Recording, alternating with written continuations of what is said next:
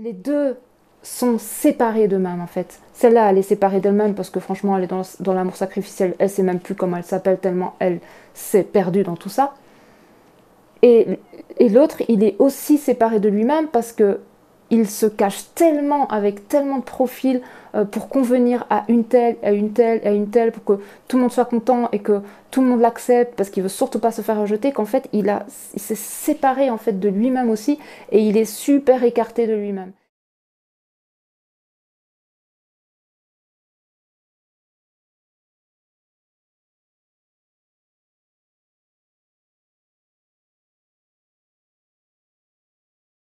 Que celui-ci permet à sa conscience de réaliser que c'est pas une relation qui lui permette de s'épanouir, qu'il y a des choses qu'il a acceptées, qui n'est pas ok en fait avec son essence, avec ses valeurs intérieures, ses profondes valeurs.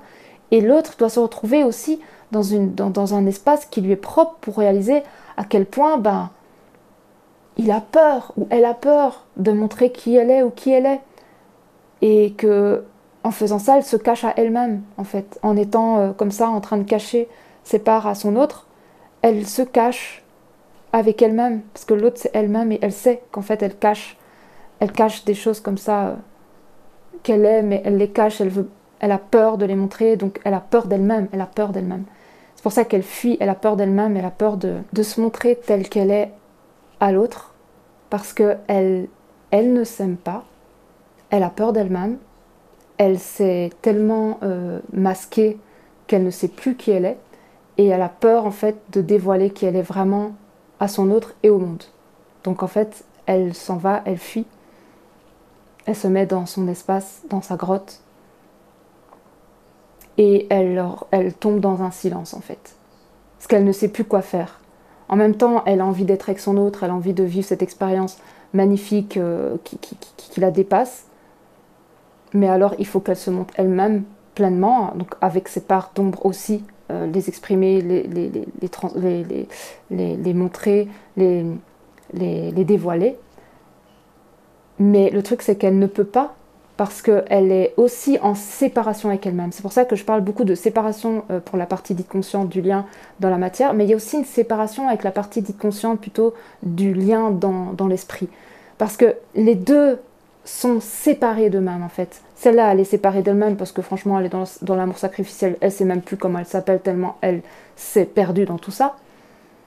Et, et l'autre, il est aussi séparé de lui-même parce que il se cache tellement avec tellement de profils pour convenir à une telle, à une telle, à une telle, pour que tout le monde soit content et que tout le monde l'accepte parce qu'il veut surtout pas se faire rejeter, qu'en fait il s'est séparé en fait de lui-même aussi et il est super écarté de lui-même. Et c'est ce qui se passe aussi parce que faut juste être honnête avec soi-même. Quand on rencontre notre autre, c'est tellement magnifique, extraordinaire, ça nous dépasse, tout est parfait, c'est l'homme de notre vie, etc., etc. Même s'il y a des petites choses qu'on se dit, bon, même moi, j'aurais jamais cru ça, etc. Ça, c'est normal, ça fait partie de justement la richesse du lien, c'est de transformer et de faire tomber des barrières qui nous empêchent de ressentir l'amour au-delà du corps, au-delà de la matière, au-delà du physique. Mais on ressent quelque chose de tellement magnifique, on met notre autre sur un piédestal tellement haut que lui, il le ressent en fait, qu'on l'a mis sur un piédestal tellement haut. Donc il se dit, si un jour je lui montre qui je suis vraiment, avec tous mes travers, mais c'est certain à 100% qu'elle va me tourner le dos et elle va se barrer. Et c'est ce qu'on a déjà fait en plus, donc du coup c'est normal que c'est ressenti, c'est comme eux, ils nous ont abandonnés tellement de fois qu'on sait que c'est déjà dans nos corps, c'est engrammé, c'est une blessure tellement viscérale en fait que même si c'est pas vrai, c'est pas pour autant qu'on le ressent pas, parce que ça a été vrai dans des vies antérieures, dans des autres expériences terrestres. Mais lui, il sait formellement que si il balance qui il est tout de suite, sans que nous, on ait eu ce temps de faire d'une certaine façon basculer notre ego pour être plus dans notre cœur, bah il est intelligent, ils sont très intelligents, très intuitifs, ils ressentent tout, ils savent que si ils se montrent maintenant en plein jour tels qu'ils sont, et que nous, on a encore beaucoup dans notre ego, mais c'est sûr, on prend nos affaires et on se barre. Parce qu'on a une telle exigence envers la personne avec qui on partagera notre vie parce qu'on a une telle exigence sur nous-mêmes, sur ce qu'on doit être, sur ce qu'on doit faire, comment on doit être, tatati tatata. Donc la personne avec qui on doit être, elle doit être comme ci, comme ça, tatata. Donc si elle n'est pas comme ça, bah nous on va tout simplement dire bah non mais tu n'es pas la personne que je pensais, ça pourra pas se faire entre nous. Et donc qu'est-ce qui se passe à ce moment-là? Rejet. Donc ils ne prennent pas le risque en fait qu'on les rejette parce qu'ils sont tellement intuitifs qu'ils voient où se situe notre ego. Si notre ego est en haut et que l'amour est en si l'ego est en bas et que l'amour est en haut, à ce moment-là ils vont se dire ah, ça commence à être possible, je peux quand même me montrer un petit peu plus, parce qu'il y a plus d'amour, il y a plus de cœur, il y a plus de conscience. Si, au contraire, c'est un bascule, l'ego est en haut et le cœur est en bas, n'attendez même pas à ce que l'autre se dévoile, c'est pas possible, il va pas le faire. Trop de peur de rejet, et il a raison, parce qu'en plus ça va se faire. Si on est trop dans notre ego, la première chose qu'on va faire, c'est le rejeter. Combien de fois on l'a pas rejeté? Même par des messages, par des choses comme ça. Moi, je l'ai fait plein de fois, de rejeter ce que Manu m'envoyait parce que ça ne convenait pas du tout à ce que moi je ressentais, ce que je voulais qu'il exprime, et donc rejet. Et donc le rejet est très difficile pour eux. Donc du coup, il faut juste être honnête avec soi-même et voir à quel point en fait il y a un jeu qui se joue à deux. En fait, il n'y en a pas un qui fait tout, il n'y en a pas un qui fait rien, il n'y en a pas un qui joue le tout. Non, c'est n'importe quoi, ça n'existe pas, il faut juste ouvrir les yeux et comprendre qu'en fait il y a une dynamique très intelligente entre les deux. Et qu'en fait ça avance comme ça. Quand il y a distanciation, que chacun a son espace, la partie dite consciente du lien dans la matière va énormément conscientiser des choses en elle, énormément. Ça se passe toujours pendant la séparation. Moi, toutes les personnes que j'ai en accompagnement, elles m'ont toutes exprimé que pendant la séparation, il y a énormément de choses qui ont explosé en eux, qui se sont révélées, que leurs capacités se sont ouvertes. Enfin, oui, parce que il y a ce cocon, en fait, ce cocon dans lequel la chenille se transforme, disparaît et devient papillon. Il y a ce truc-là. Et la chenille et le papillon ne sont pas ensemble. Il n'y a pas deux chenilles dans un cocon. Non, c'est chenille dans son cocon, chenille dans son cocon. Et les deux sont dans leur cocon. Ils ont besoin de cet espace. Et donc nous, on réalise énormément de choses. On réalise qu'on était dans notre ego, on réalise qu'on a été comme ci, on a réalisé comme ça, puis on a réalisé que ça, et on réalise. On fait que des réalisations comme ça. Mais de l'autre côté, ils réalisent aussi, à leur rythme aussi, ils réalisent. Et petit à petit, ben nous, on va faire naître en fait quelque chose en nous qui va permettre à ce que la bascule de notre ego puisse s'inverser. Donc l'ego est là, le cœur est là, et ça va faire hop. Et du coup, là, on va être beaucoup plus dans notre cœur, moins dans notre ego. Et là, à ce moment-là, qu'est-ce qui se passe? C'est qu'eux, ils sont très intuitifs, ils sont très connectés à la dimension subtile, à l'esprit. Ils ressentent ça, à distance. Même s'ils sont à des kilomètres de nous, ils ressentent. Ils disent, quelque chose qui a changé. J'ai l'impression qu'elle est plus dans son cœur. Et donc, il y a une envie de revenir. Donc, hop, un petit message, je sais pas, un petit café, je sais pas. En tout cas, il y a un élan de revenir vers l'autre. Et à ce moment-là, on va voir ce qui se passe. Est-ce que je peux me montrer tel que je suis? Est-ce qu'elle va me rejeter à nouveau si je me montre tel que je suis? Ou est-ce que si je me montre tel que je suis, elle va pas me rejeter? Donc il y a comme un test en fait. Mais c'est très subtil, parce qu'ils ne vont pas nous l'écrire sur une feuille, bien sûr que non, ça se joue toujours dans une subtilité très très intime, parce qu'ils ont un rôle à jouer par rapport à nous, et aussi, nous on a aussi un rôle à jouer par rapport à eux. Ça veut dire que d'un côté, de notre côté, on a à être aligné. Ça veut dire que si il revient et qu'il nous sort, oui, je suis encore avec ma compagne, mais bon, si tu veux, on peut se voir de temps en temps, parce que tu sais, tu m'as manqué, et moi j'ai besoin de recontact avec toi, parce que tu sais, on a un lien spécial, tatati tatata. Est-ce qu'on va retomber dans l'amour sacrificiel en se disant ouais, bon, allez, je vais accepter parce que ça fait 6 mois que je ne l'ai pas vu, il m'a tellement manqué, donc du coup, je vais accepter quand même de le voir de temps en temps, comme ça en cachette, même s'il est avec sa femme et tout ça. Est-ce qu'on va dans cette direction et donc à ce moment-là, on va à nouveau se séparer et à nouveau être désaligné avec ce qu'on veut vraiment? Donc à nous aussi, on va se prouver à nous-mêmes si on est encore dans cette dynamique-là. Et de l'autre côté, eux, ils vont aussi pouvoir vivre quelque chose de l'intérieur, ils vont regarder s'ils sont prêts à se montrer et à nous accueillir tel qu'on est, avec nos désirs aussi, avec notre élan aussi. Et il y a tout ça qui se joue chez les deux, en fait, en même temps. Et à ce moment-là, ben, les deux ressentent en même temps quelque chose de très très intime à eux-mêmes.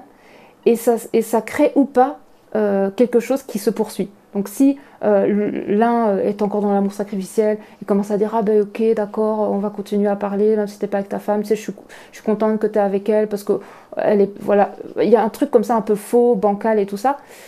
l'autre, il va le ressentir, il va dire, c'est même pas vrai ce qu'elle me dit, elle le dit pour, tu vois, essayer de détourner le truc, pour essayer de quand même encore avoir des contacts avec moi, et en fait, elle est pas honnête, en fait, elle est pas entière, elle est pas honnête, elle se fausse encore la donne, elle se met encore des œillères, elle veut pas être honnête, et donc, si elle est pas honnête, moi, forcément, je suis pas honnête non plus avec elle, parce qu'en fait, c'est une honnêteté qui se vit en même temps chez les deux. Et mais c'est très subtil, et donc, nous, si on joue encore ce jeu, bah forcément, de l'autre côté, ça va encore jouer le même jeu. Ça va encore se dire non mais moi je peux pas me montrer telle que je suis. Parce que je vois très bien qu'en fait elle non plus, elle ne se montre pas telle qu'elle est.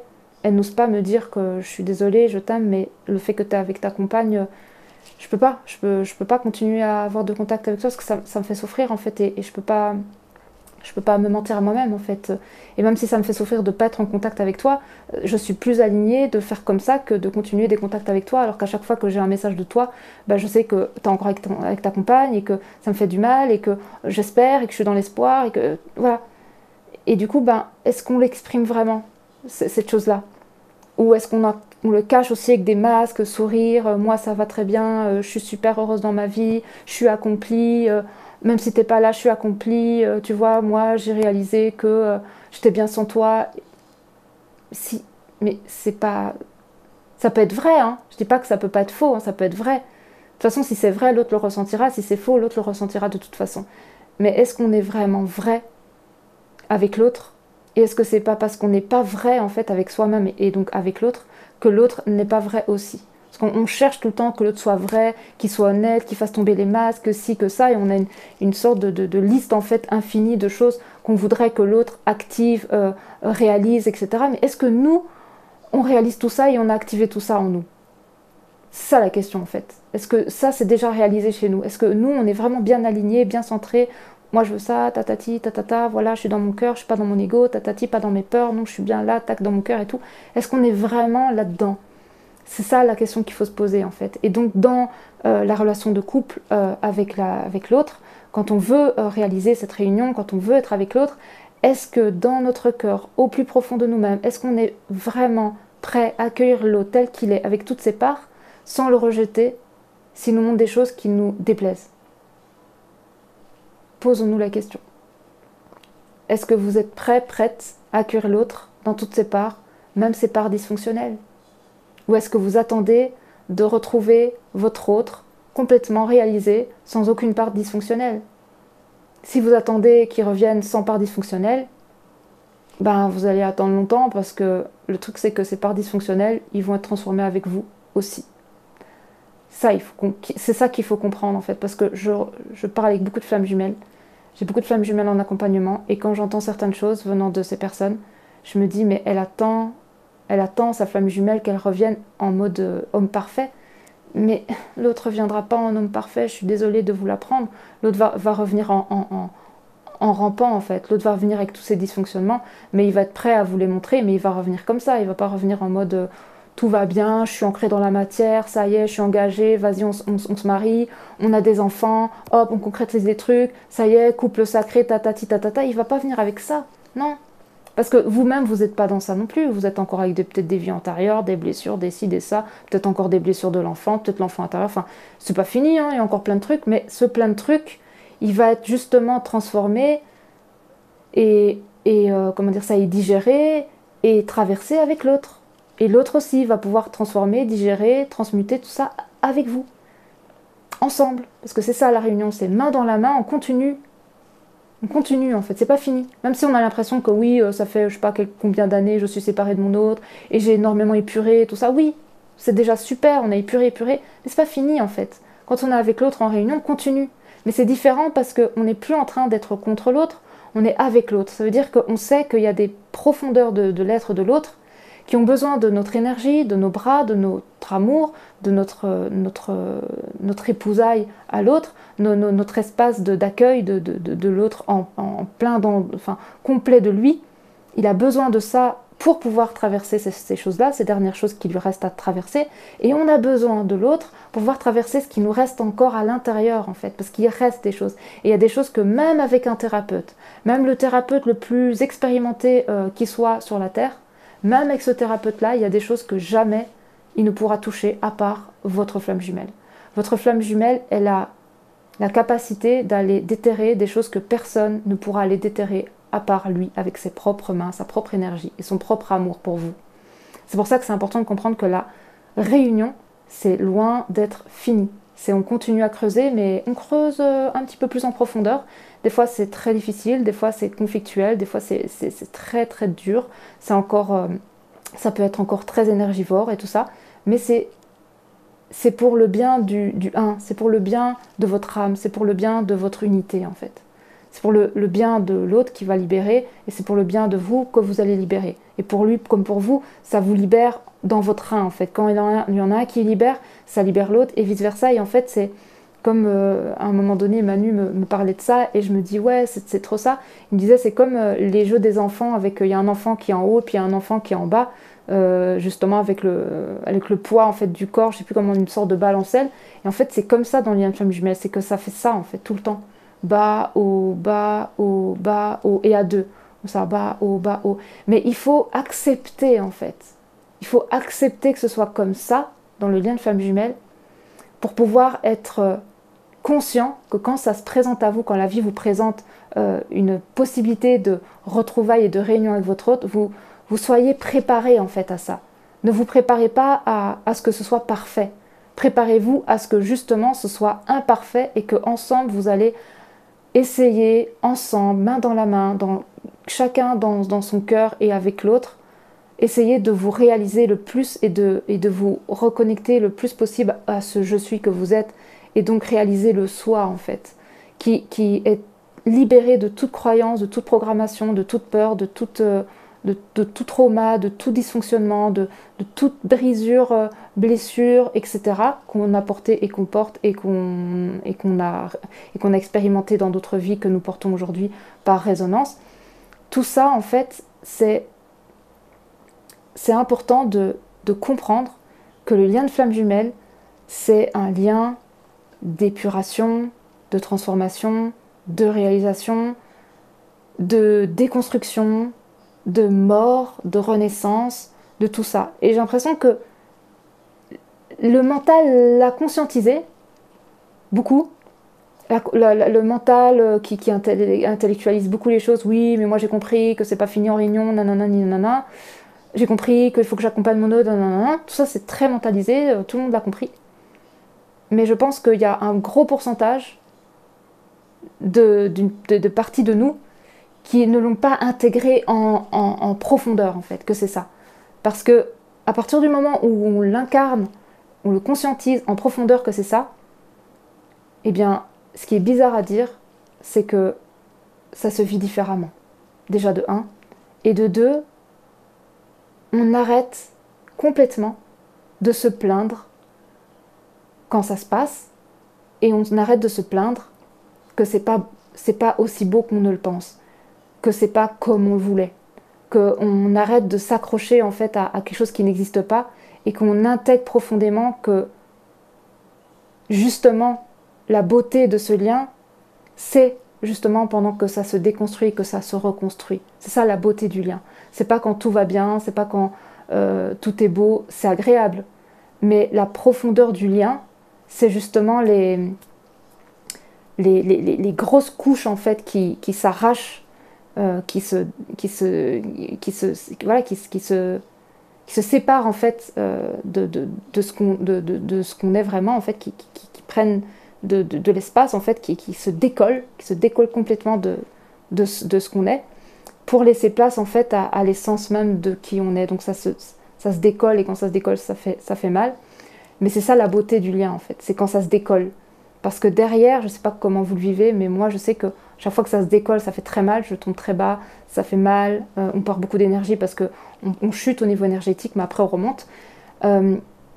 Sur le moment, ça fait mal, on a juste envie de dire c'est trop dur, c'est trop souffrant, non, moi je peux pas continuer comme ça va jamais se finir, et on a l'impression de tourner en rond. Mais une fois que c'est décollé, ah quel soulagement, c'est décollé quoi. C'est décollé, et après le lien en fait il se renforce, c'est comme un fil, et à chaque transformation le fil il devient de plus en plus épais, et il forme un énorme fil en fait qui relie les deux, et du coup à chaque fois qu'il y a transformation, vu que le fil il devient de plus en plus gros, épais, il y a une reliance qui est plus importante et donc, comment expliquer? La séparation ne se vit plus de la même façon en fait. C'est-à-dire que plus votre lien il est épais, parce qu'il y a eu beaucoup de couches qui ont été libérées et décollées, et donc à chaque fois ça fait grossir en fait votre lien et ouais, le cordon qui vous lie.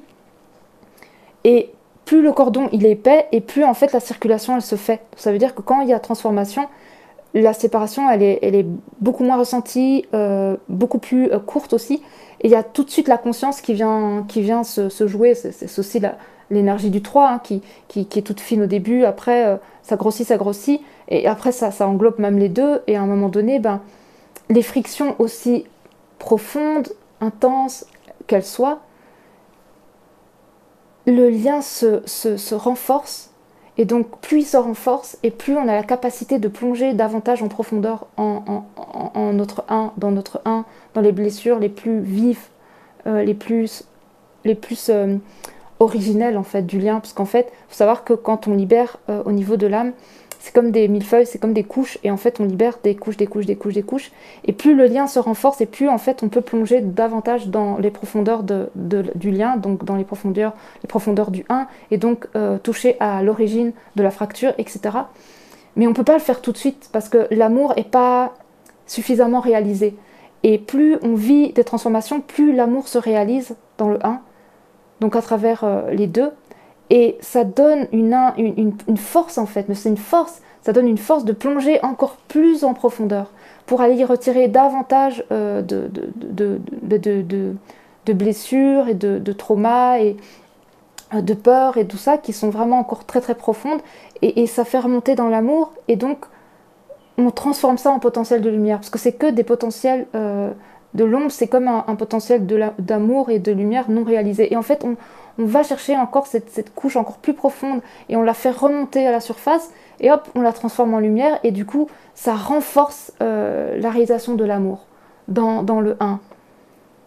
Et donc, c'est ça, en fait, la force du lien. C'est ça, votre plus grande force dans votre lien, c'est ça. C'est conscientiser que le lien de flamme jumelle, avant tout, c'est une réalisation de l'amour qui se vit par le fait de plonger à l'intérieur de soi pour y récupérer des espaces en fait qui ne sont pas mis en lumière, et qui nous créent des séparations, des distorsions, des dysfonctionnalités, des torsions entre justement un regard conscient et un regard inconscient qui est lié à des peurs. Donc ça vient vraiment mettre tout ça en lumière et en action, ça fait remonter. Et à partir de là, ben, le couple met de l'amour dessus. C'est le couple en fait qui met de l'amour dessus. C'est personne d'autre, c'est le couple. Le couple de flammes jumelles met de l'amour dessus pour pouvoir transmuter en fait cette nouvelle énergie en lumière et en amour. C'est pour ça qu'en réunion, il y a quelque chose de magnifique qui se passe. C'est pour ça que la réunion aussi,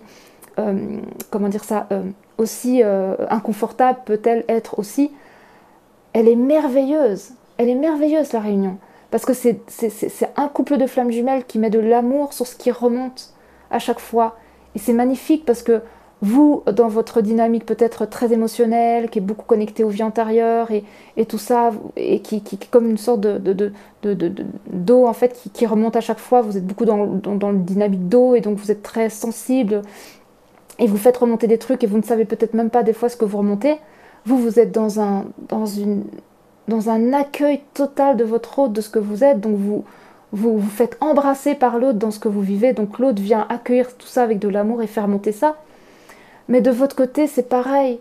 Vous êtes dans l'accueil en fait de son eau à lui aussi, de ce qu'il va lui ressentir dans son corps, ce qui va faire aussi remonter dans sa vulnérabilité, dans tout ce qu'il n'a jamais montré à personne, même à ses parents, qui va remonter comme ça, et vous allez accueillir tout ça avec de l'amour aussi, vous allez permettre à cette énergie de se transmuter aussi.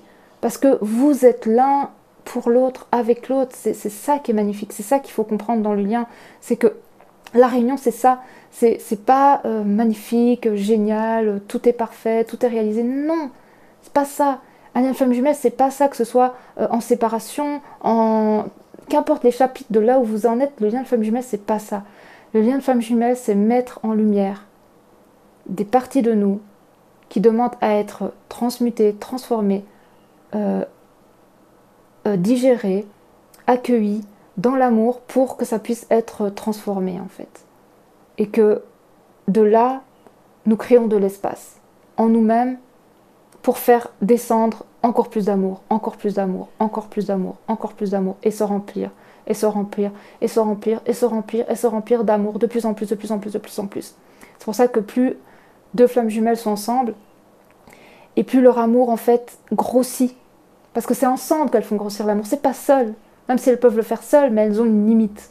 Elles doivent être ensemble pour faire jaillir l'amour encore plus, encore plus, encore plus. Parce qu'il y a des choses que votre autre va pouvoir vous accompagner à déraciner, que personne d'autre ne peut déraciner pour vous, et vice-versa. Donc l'amour, en fait, se vit, se crée, se manifeste à deux, en fait. C'est pour ça que la puissance de l'amour d'un couple de flammes jumelles, il est infini, mais il grossit progressivement par la reliance de l'intégrité de chacun, de la possibilité que chacun s'accueille comme il est en fait. Et s'accueillir pleinement, c'est qui je suis en fait. Moi je suis plutôt de cette dynamique-là, donc je vais ressentir les vies antérieures, je vais pleurer, je vais être sensible et tout ça, ça c'est moi.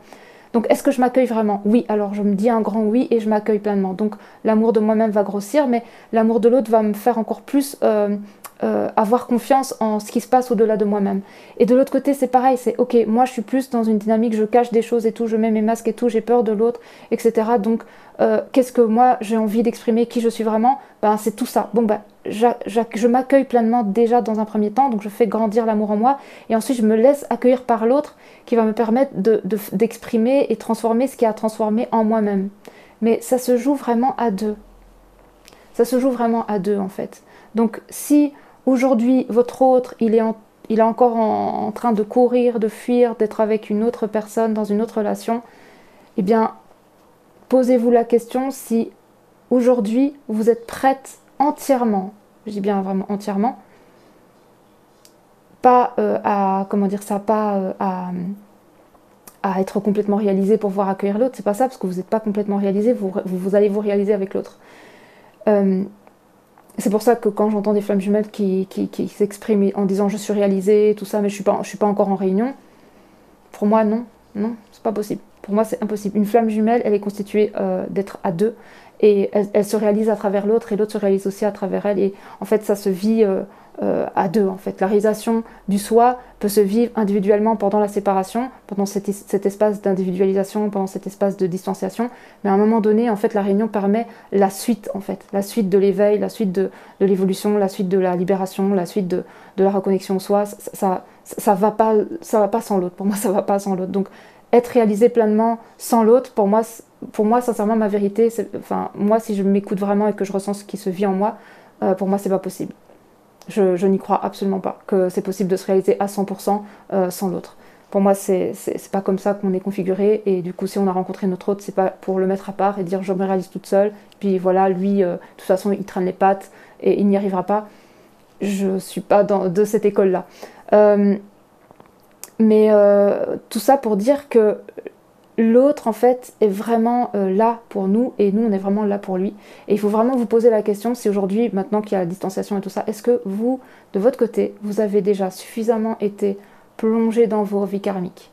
Est-ce que vous avez été suffisamment plongé en vous par rapport aux émotions qui se jouent en vous à chaque fois que vous avez un message de votre autre, à chaque fois qu'il se joue une circonstance de vie qui vous rappelle des blessures ou des choses comme ça? Est-ce que vous êtes suffisamment en accueil de vous-même, avec toutes vos émotions, dans toute votre eau en fait, ou est-ce que vous faites encore résistance? Parce que je peux vous dire que si vous faites encore résistance, c'est ok, hein, parce qu'on a tous fait résistance à un moment donné. Ben, en fait, ce qui se passe, c'est que ça fait ça. Voilà. Et tant que vous êtes comme ça, et que vous n'êtes pas comme ça, en union avec votre eau, en union avec vous-même, en union avec ce qui se joue en vous, avec ce qui se vit en vous, eh bien, si vous êtes comme ça, votre eau, par vibration, par magnétisme, ne pourra jamais revenir. Jamais. C'est quand vous allez vous réunir avec vous-même, que vous allez refaire le 1 avec vous-même, que vous allez vous autoriser votre vulnérabilité, que vous allez vous autoriser votre impuissance, que vous allez vous abandonner à ce qui se vit en vous, totalement. Vous allez arrêter de vous cacher aussi, parce qu'on se cache aussi. C'est à ce moment-là que vous allez faire la paix avec vous-même, que vous allez vous réunir avec vous-même, que vous allez créer cette réunion à l'intérieur de vous. Et donc, qui va, par connexion avec l'autre, se faire ressentir chez lui. Et il va revenir. Qu'importe comment il va revenir, il va revenir. Mais tant que vous êtes comme ça, et ça peut prendre beaucoup de temps avant de faire ça, je le sais. Je sais qu'il y a des femmes que j'ai en accompagnement qui ont vraiment, vraiment, vraiment du mal à faire ça. Parce que ça fait mal de faire ça. C'est pour ça qu'on ne le fait pas. Parce que quand on fait ça, on s'unit en fait à l'abandon de nous-mêmes. En fait, on réalise avec conscience dans tous nos corps, dans notre esprit, dans notre cœur, dans toutes nos parts, qu'on a fait ça. Donc quand on fait ça, on vit aussi ça en même temps. C'est instantané. Donc c'est pour ça qu'on a peur de faire ça, parce qu'on va réaliser à quel point on s'était séparé de nous-mêmes. Donc quand on se reconnecte avec soi, on reçoit tout sur la tête. On reçoit tout émotionnellement fois 1000 à l'intérieur de nous, parce qu'on réalise à quel point on a fait ça.